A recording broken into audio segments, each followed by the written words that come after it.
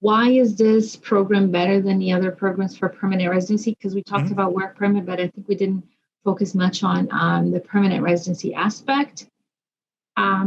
Remember, 28 days for advertisement, 10 days for processing of the LMIA, let's say under 3 months for the work permit itself. And then you can apply for permanent residency right away, right? And that's the beauty of it. It's faster than coming to Canada and marrying a Canadian citizen. Think about this.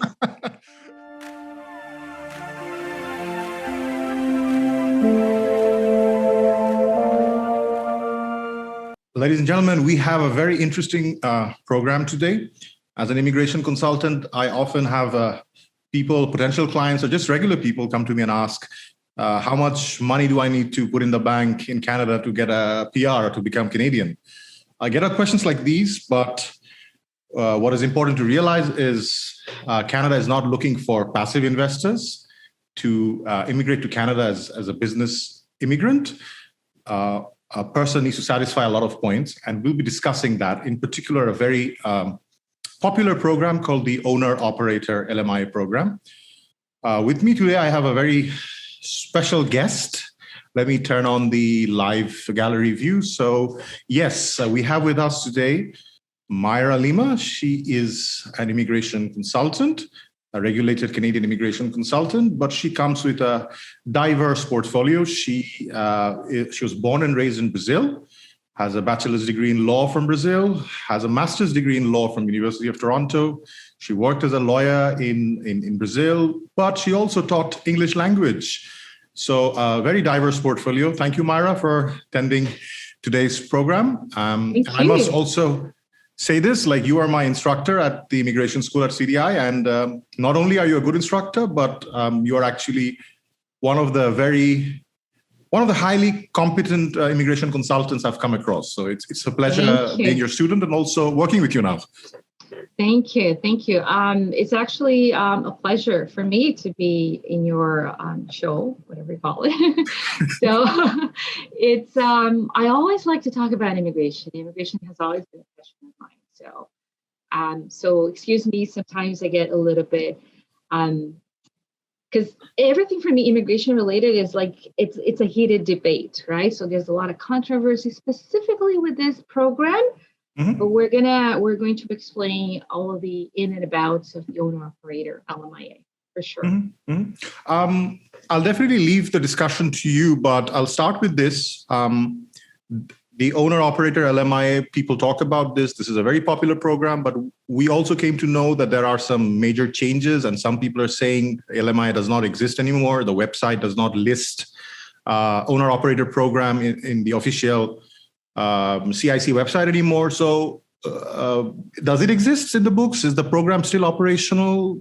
Can you just shed us some light on what this is and how to go about it? Absolutely. So before we get started, I think it's important to have some background information as to the inception of the program, the LMIA program.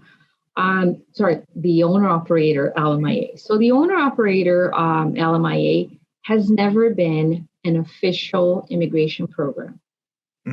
It was a route that was created by immigration consultants to bring investors here using the LMIA and the work permit that would grant 200 additional points under the express entry system. So with an additional 200 points, a candidate will most likely get the invitation to apply and will be able to apply for permanent residency right away.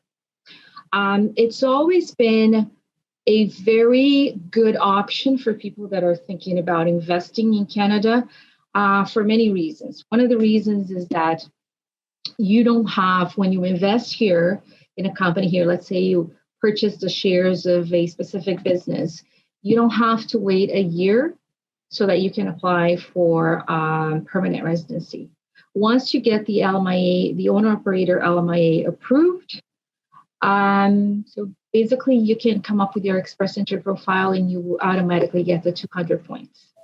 So that's one of the reasons. The second reason is that it's an investment program. It's like a hybrid program But there's no minimum financial investment threshold, in a sense that all of the other programs that you can think for entrepreneurs, they have a certain amount of money that the investor needs to be willing to invest in Canada.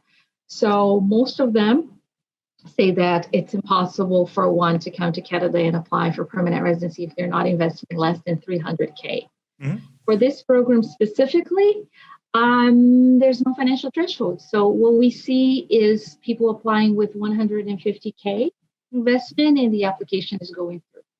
I just want to emphasize that the success rate of the Owner Operator LMIA lies not just on the amount of investment, but we always have to remember that the investor needs to be willing to be actively engaged in the business, in the management of the business. So it's a combination of investment and actually, participating in all of the decisions of the company, being the director, the CEO.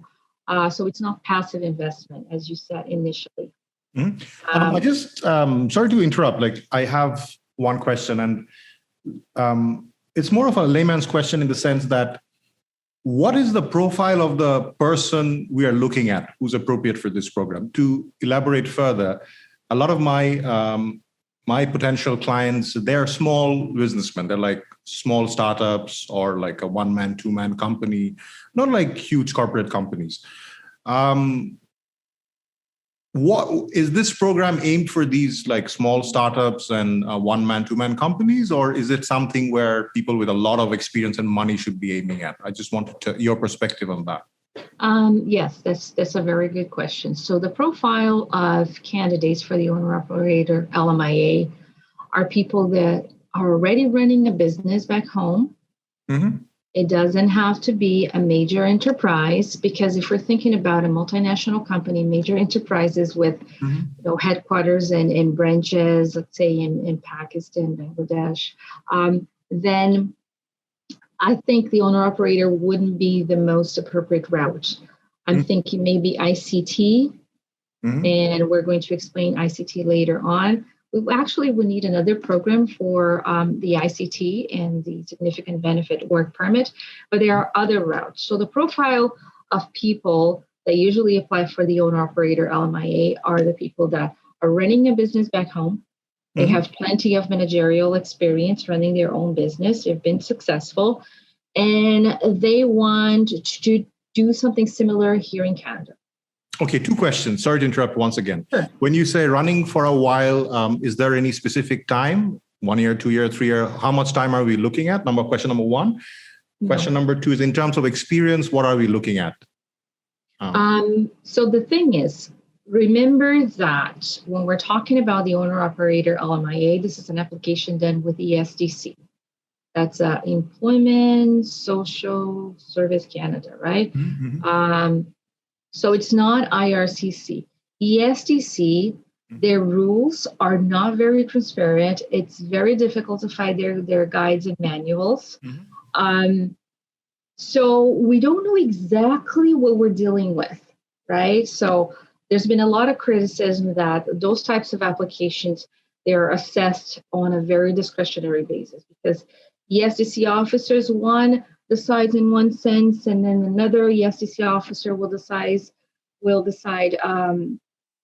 in another sense. So there are controversies in terms of the. Let me just clarify one point for my audience. What Maira is saying is, with ESDC, you can call it the Labor Ministry. So that's one department, one Canadian government department. But most of the time with immigration, we're dealing with IRCC, where things are more structured.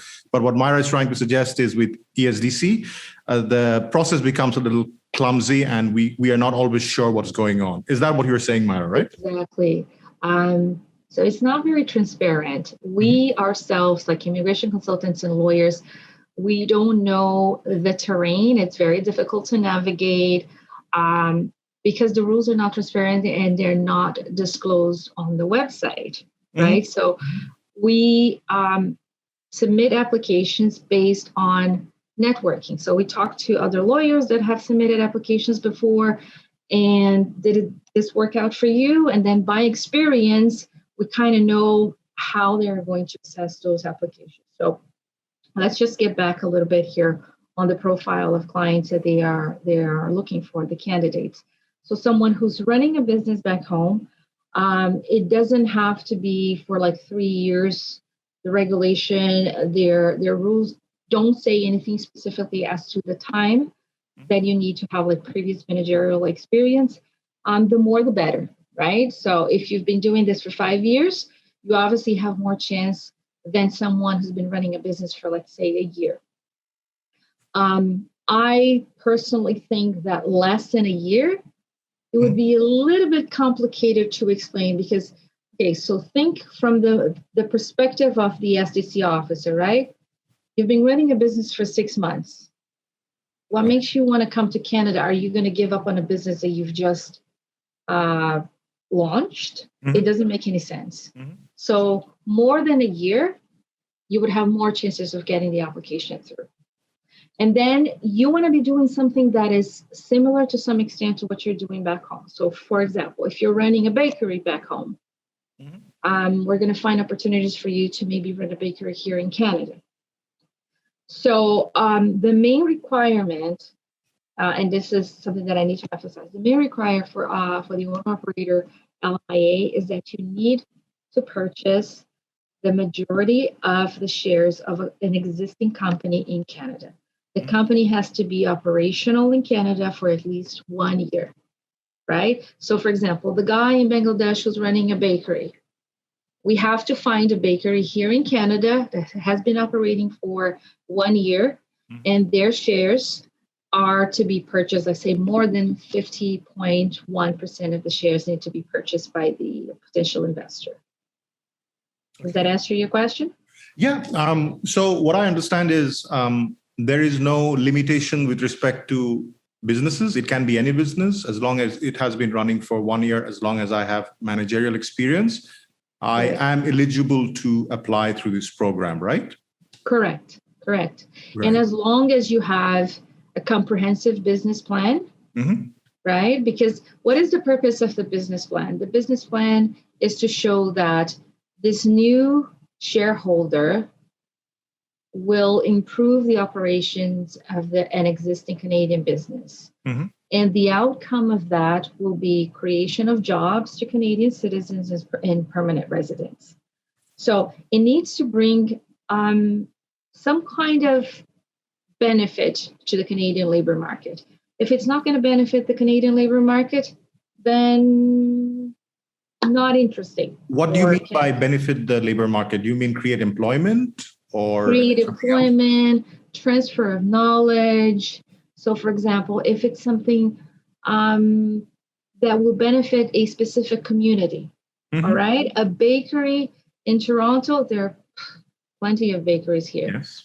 But if you're willing to purchase the shares of a bakery in Milton, there aren't many bakeries, right? And in your business plan, you're going to say, well, we're going to implement something new, something that we've been doing here in Bangladesh, and this is going to revolutionize the market, and we're going to be creating jobs. So the business plan will set out your milestones for the next year.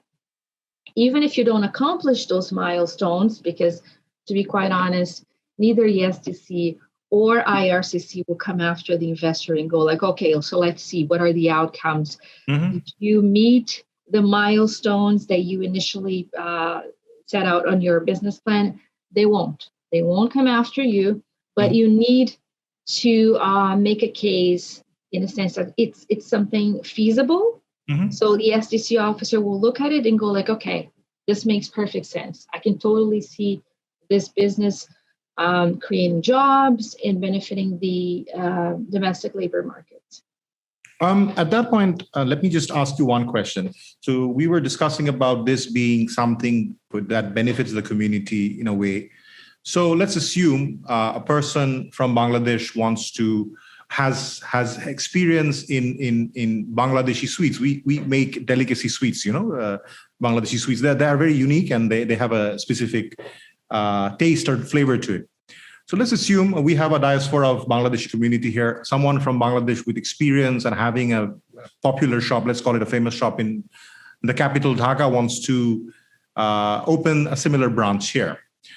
So does he need to buy an old business that's already selling sweets, or can he just open a new store altogether? Okay, again, a very good question. And I'm going to tie this question to something that I was supposed to mention before, but I forgot. It has to do with the changes of the LMIA. Mm-hmm. So the LMIA program for owner operators have been significantly changed as of April 1st this year. So one of the changes is the owner operator LMIA was waived from the recruitment requirement. Mm-hmm. So if you're familiar with the LMIA system, you know that you have to show recruitment efforts for the temporary foreign worker that you're willing to bring to Canada.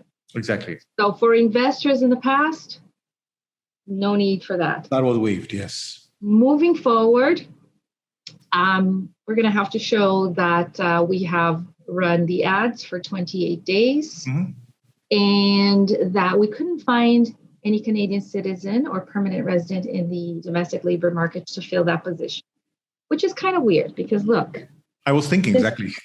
Yeah, listen, you're going to be the owner of this company, right? You're purchasing the shares. So you're purchasing the shares, but at the same time, you have to advertise in the labor market, saying that you're looking for someone to fill the position of CEO for your own company and you couldn't find anyone. And that's why you're self-nominating yourself. That's the way it is. It sounds weird. That sounds like a legal fallacy. That really sounds like a legal, something went wrong when the framers were sort of designing this. Just doesn't add up. Well, it sounds very weird. A lot of consultants and lawyers are now scratching their heads and go like, okay, so what is it that they're trying? What is the rationale behind all this? What do they want? They want to make sure that the business owner is not a passive investor, because what has been happening up until this point is that we see a lot of people injecting money, but the person is not actively engaged in running the business. And that's not what they want. They want to make sure that the person has the abilities and the skills and capacity to be actively engaged and to show this. So how do you show this? By comparing your skills with the skills of the potential investors that are out there. So how do we come up with an application that makes sense? Maira, can I just stop you there for one moment? Like carrying on with the conversation, and we also have a time limitation thing. So we even though I'm really loving this discussion with you from an academic perspective, we don't have much time to delve into these academics. But I just asked this question, moving on from the sweet shop example. Let's say a potential client who's a specialist sweet shop owner in Dhaka, Bangladesh, comes to you and says, I want to now open a branch of that in Toronto. Can you help me?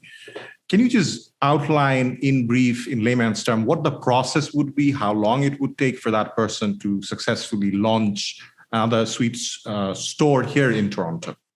Okay. Remember that as of now, the only option is you cannot start a company from scratch. You need to buy shares of an existing company. So I'm assuming there is a bakery already operational for a year. So this new guy, this investor is going to come along, revolutionize everything, take over the managerial position. And this doesn't take too long because we already have the structure. The business has already been incorporated, right? So we need at least 28 days to advertise the position in 3 different medias. And after that, we prepare the application, the LMIA application, to be submitted to ESDC, which is done online. And since it's an owner operator, they expedite this kind of application. So technically speaking, in about 10 days, you will have a final decision for the LMIA for the owner operator. Just be mindful that the investor needs to participate in an interview. Okay? Not me. I am the legal representative. We're going to come up with a very comprehensive business plan and an application that makes sense. We're going to run the recruitment efforts. Everything's going to be done perfectly. But once we submit the application, the next step is the SEC is going to contact us and say, we want to talk to the investor because we want to make sure that what he put in his business plan is really feasible and that he is 100% confident that he's going to be able to, perform whatever it is that he has mentioned. So the interview is with the investor. Right. As a legal representative, we can participate, but we cannot answer the questions on behalf of the client. So what we usually do, we prepare the investors with potential questions. So we kind of like role play. These are the questions that the officer will ask you, and this is how you should answer it. And once that process is done. Can I just stop you there? Sure. That was an excellent explanation of how the process works. But let me ask you a very dumb question. The dumb question is, there's no dumb question. Yeah, let's assume I'm your client and I really don't know much. I come and tell you, like, I have this much money and I want to invest in a sweet store. So how do I go about finding a potential business? Do you help me with that, or is that my Absolutely. Business? Yeah, absolutely. So I'll take a look at your profile. I'll take a look at what you've done so far, the kind of business that you've been running, and we'll make sure that there is a company within the same field. We'll find a company within the same field that has their shares open to the market to be purchased. We'll find the business for you in good financial standing. Okay. We'll give you a quote of how much that's going to cost for you to purchase, because it needs to be more than 50.1%, right? So depending on the type of business, the size of the business, this might range from 150 to 200K, 300K. And we'll give you a few options and go like, okay, we have these companies and this is their situation. These are the balance sheets. They're in good standing.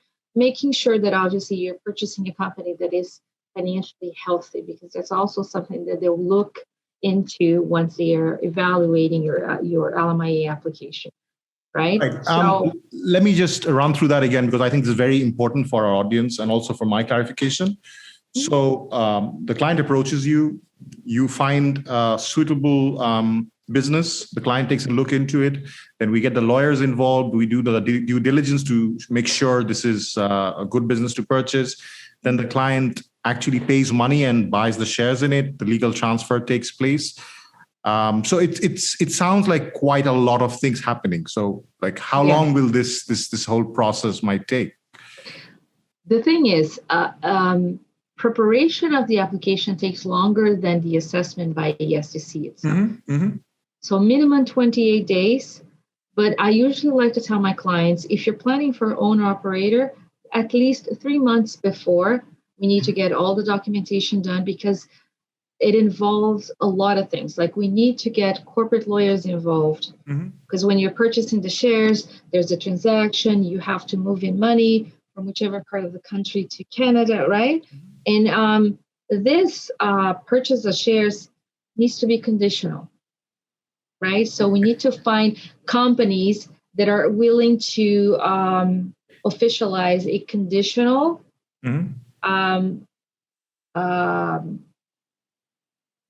conditional negotiation for the purchases of those shares. Why conditional? Because what if the LMIA doesn't go through? What if the work permit doesn't go through? Right? Because it's the LMIA. Once we get the decision for the LMIA, then we apply for the work permit. The application for the work permit has its own processing times, 6 months, 3 months, and that depends on IRCC. Can I just ask one question about the conditional bid? Because I'm trying to sort of analyze it from the Bangladeshi law perspective, where the idea of conditional doesn't really stand much.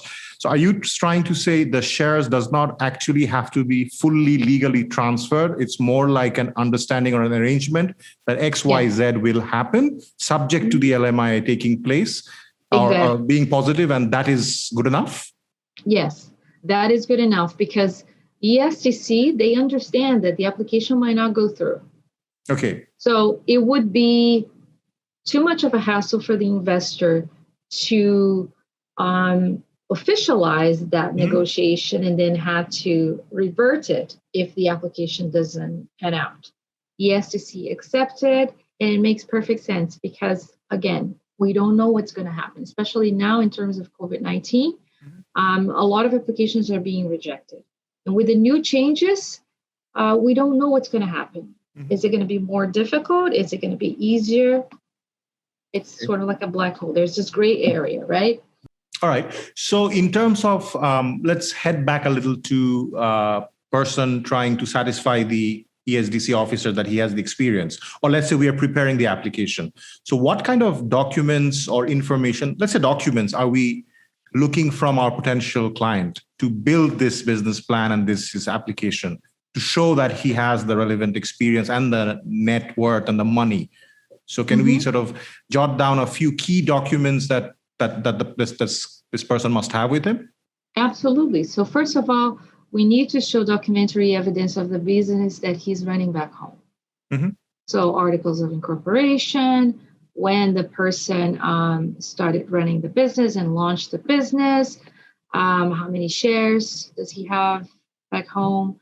And there needs to be like an affidavit, a statutory declaration from the other owners, if there are other owners, because sometimes it's sole proprietorship, right? Or something that shows the kind of activities that this person is undertaking on his own business. Right? Because it has to be on a managerial level. Is the person in charge of all the operations? Is the person in charge of accounting, finances, HR? So you have to specify.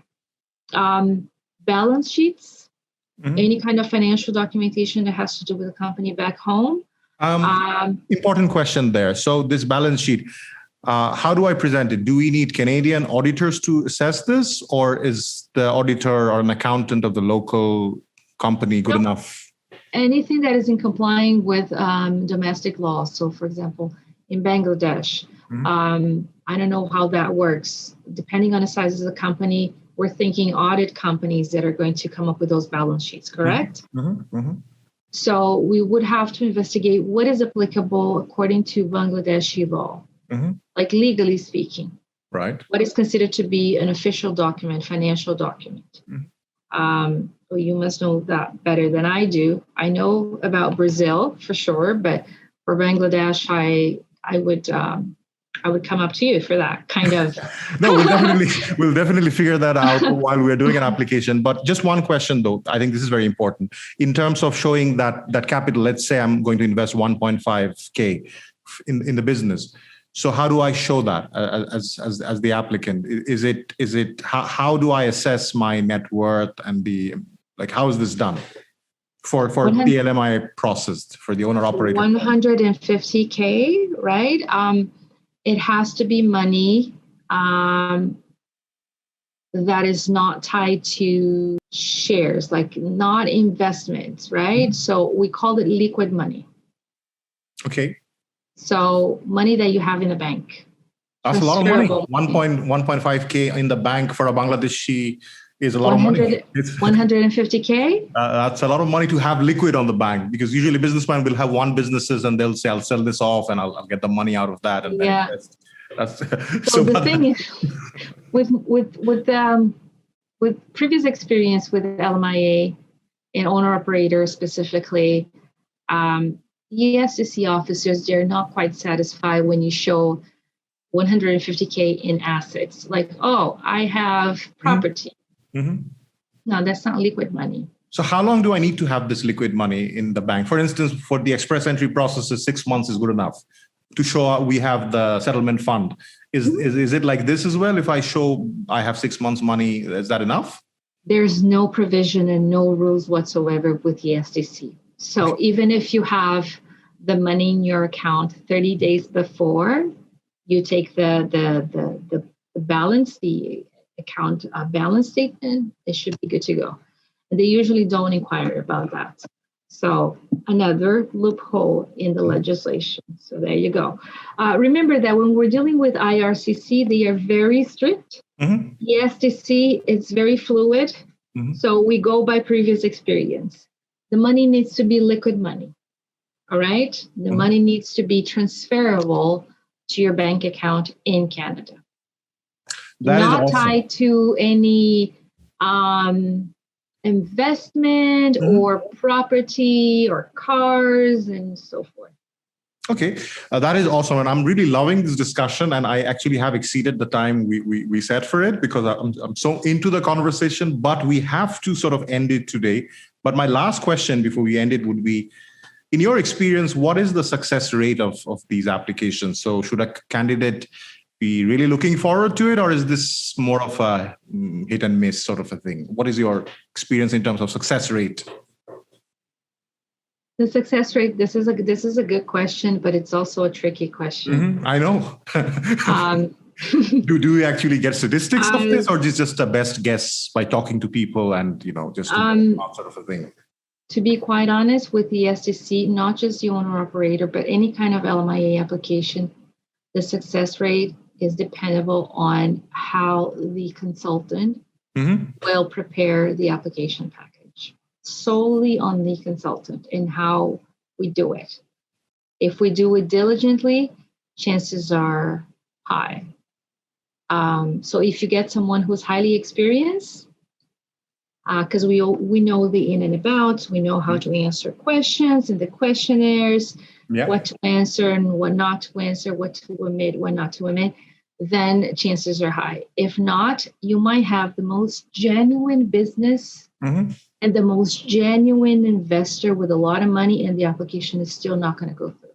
So this is very sad. I see a lot of people that first of all, this is impossible to do yourself. When we think about IRCC, study permit, I can do this application myself. With LMIAs, impossible. You can't do it yourself. But I see a lot of people, and this is very unfortunate, investors that look for consultants that are not as experienced, and it's their first LMIA. There's a lot of money involved. But I know it's genuine and everything is in place, and the application is denied, unfortunately, because there's not enough preparation. So I think that's a very important take. I mean, I would like to end the program on that note, that it's very important to find the right set of professionals for you. Like you said, someone without experience, or even worse, in Bangladesh and certain other countries, you have these like fake ghost consultants without experience, without any credentials, running no business. Liability whatsoever. There's no way that you can hold them accountable for their actions. If something happens, that's it. The money's gone, right? There's no way for you to get the money refunded. Consultants and lawyers, at least we have an error omission insurance. If something happens, there's a chance that we might, be able to refund the money to some extent. You can start a disciplinary process against consultants and lawyers. You can hold them accountable. Whereas with ghost consultants, that's it. The money is gone, right? And it's a lot at stake for you to be so risky. I wouldn't take that risk if there was a lot of money involved. If we're talking $5,000, $10,000, maybe, but $150K, that's a lot of money. That's a lot of money. Absolutely. So it's essential to find the right set of professionals. And on that note, what we discussed today I think will be very helpful to our audiences. A lot of people know that you can immigrate to Canada through as a business immigrant, but don't really know how. But we sort of discussed it is very much possible for a small businessman or a small startup company or a startup businessman to actually move. We also discussed the importance of finding the right set of professionals to guide you, prepare the process, and do the process accordingly. So on that note, we'll call it a day. Yes. So just one very last thing that I would like to emphasize. Why is this program better than the other programs for permanent residency? Because we talked about work permit, but I think we didn't focus much on the permanent residency aspect.